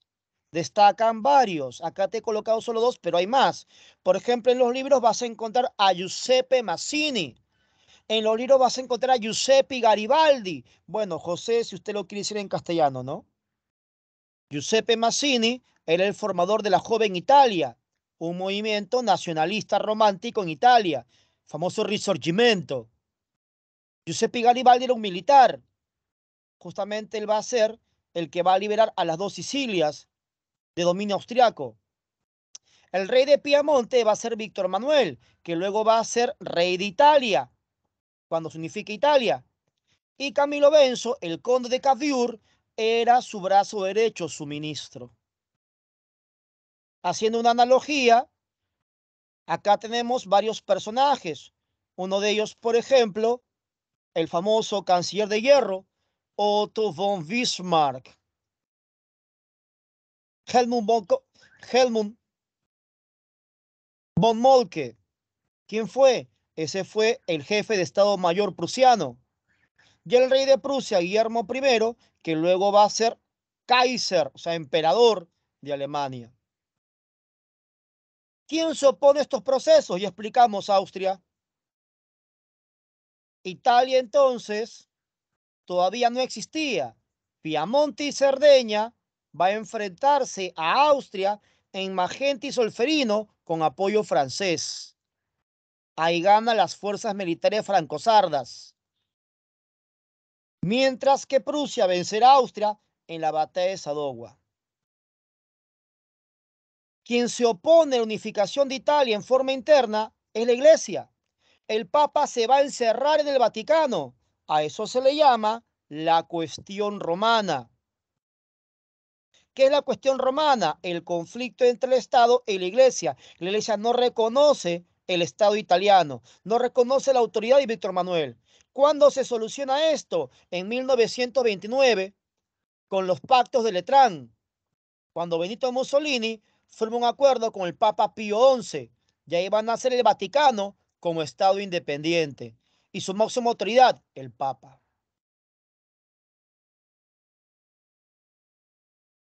Profesor, ¿qué cosa es Reich? Reich es imperio alemán. ¿Por qué segundo Reich, profesor? Porque el primero lo fundó Otón, cuando fundó el Sacro Imperio Romano Germánico en el siglo X. Para que nazca el segundo Reich, se produjo la batalla de Sedan, guerra franco-prusiana. Prusia venció a Francia y de esa manera, al nacer el segundo Reich, se liquida el segundo imperio francés. Acá Guillermo vence a Napoleón III, dando origen a la paz armada.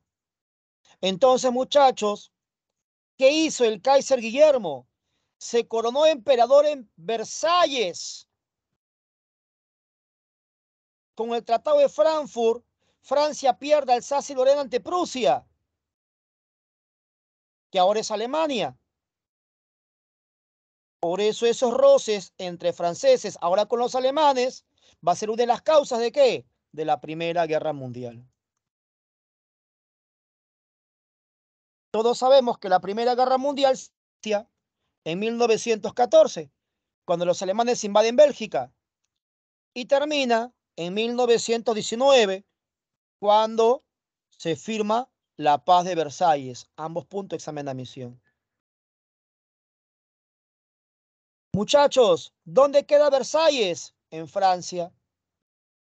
¿Qué hizo entonces Francia? Se vengó de la guerra franco-prusiana, obligó al hijo de Guillermo, Guillermo II, a rendirse donde su padre había sido coronado emperador.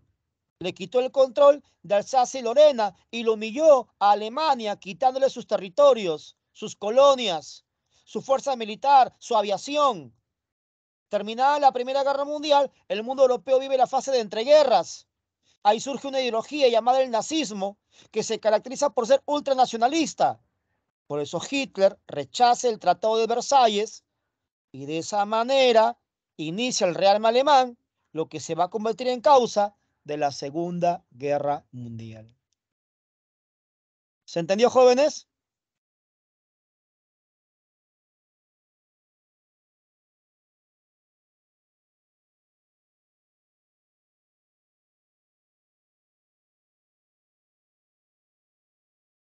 Listo, Álvaro.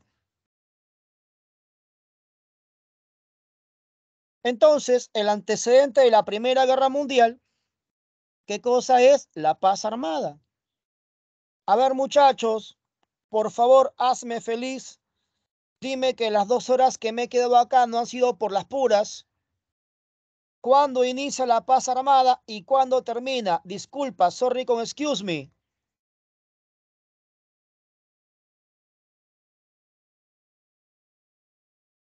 ¿Cuándo inicia y cuándo acaba la paz armada?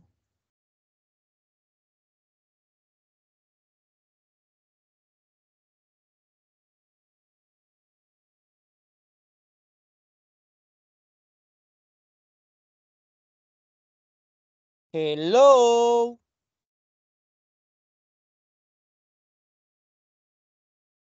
La paz armada se inicia en 1871 y termina en 1914. Profe, ¿y por qué esas fechas? Porque te he explicado toda la clase que la paz armada va desde el fin de la guerra franco-prusiana hasta, lógicamente, que estalle la guerra. Pues cuando esté la guerra ya no hay paz, obvio. ¿Cuáles son las características de la paz armada? Las luchas imperialistas, la formación de bloques y las rivalidades nacionalistas. Pero nosotros ya hemos explicado qué es imperialismo. La lucha por materias primas, mercados y colonias. Por cultura general sabes cuáles son los bloques que se forman, la Triple Alianza y la Triple Entente.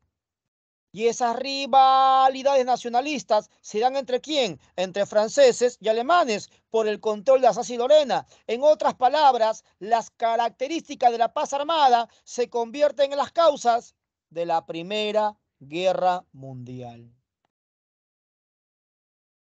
¿Se entendió, jóvenes?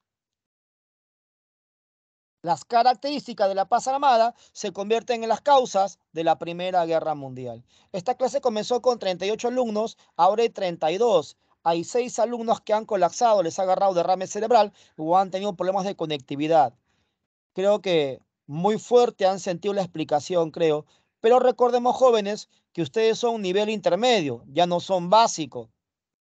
Y estas aulas ya han llevado el básico antiguo de 6 meses, de 4 meses, 16 clases. Así que Revolución Industrial no es nuevo para ti. Primera Guerra Mundial no es nuevo para ti. Las conexiones de repente son nuevas, ¿no? Pero justamente de eso trata la historia, pues.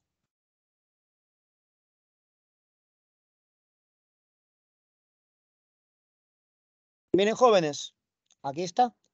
La paz armada va de 1871 a 1914. ¿Qué pasó en 1871? Fin de la Guerra Franco-Prusiana. Nacimiento de Alemania. Y en 1914 estalla la Gran Guerra. ¿Qué es la Gran Guerra? La Primera Guerra Mundial. Profe, ¿qué estoy viendo ahí? Los famosos cañones Krupp, ¿no? Cañones prusianos. Desarrollo de industria bélica, pues. Recuerda la carrera armamentista. Ah, cierto, profe.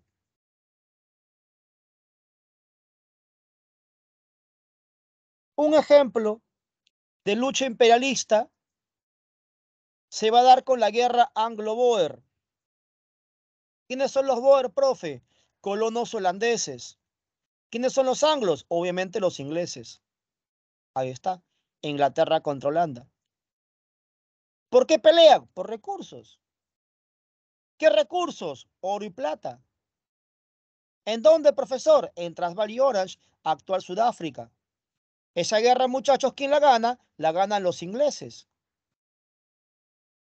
Un ejemplo de lucha imperialista. Recuerde que África es el continente con mayor producción de diamantes. ¿Por qué es pobre?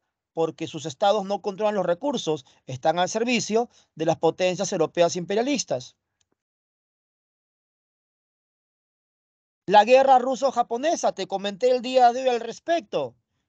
Te dije que los japoneses van a vencer a Rusia. ¿Por qué? La era Meiji implicaba un mejor desarrollo de la industria bélica.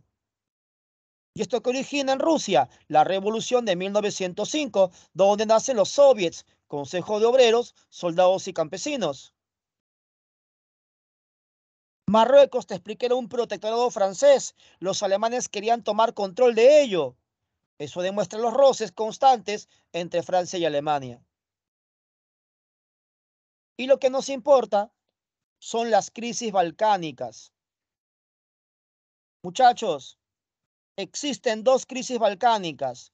La primera crisis se da entre los estados balcánicos y el imperio turco. Comencé la clase de nacionalismo explicándote el tipo de nacionalismo disgregador cuando busca autonomía. Te expliqué el imperio otomano.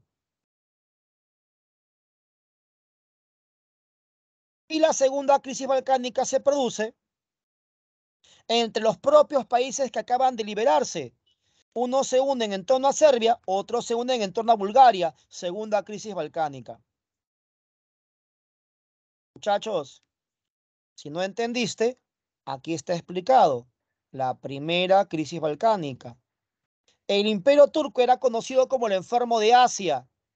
¿Por qué? Porque estaba débil. Entonces las colonias de Turquía aprovechan eso ¿para qué? Para liberarse. Se unen Serbia, Bulgaria, Grecia. ¿Quién los apoya? Rusia. ¿Por qué Rusia? Porque Rusia quiere salir al Mediterráneo. Recuerda que Rusia acaba de perder ante Japón y busca salida al mar para expandir su comercio.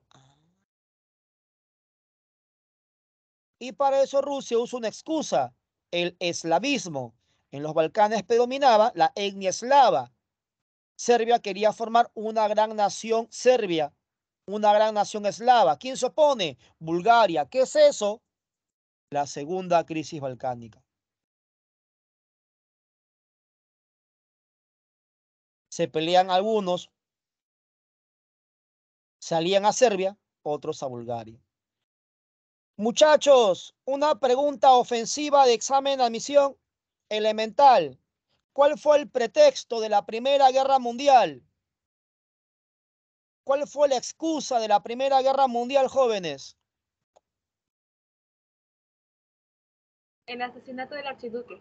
La muerte de Francisco Fernando I, correcto, Mari. Pero ¿quién era Francisco Fernando I? ¿Quién era Francisco Fernando I? ¿Heredero de qué corona era? ¿Quién lo mata? Francisco Fernando I era heredero de la corona austrohúngara. Lo mata la Mano Negra, una organización ultranacionalista serbia.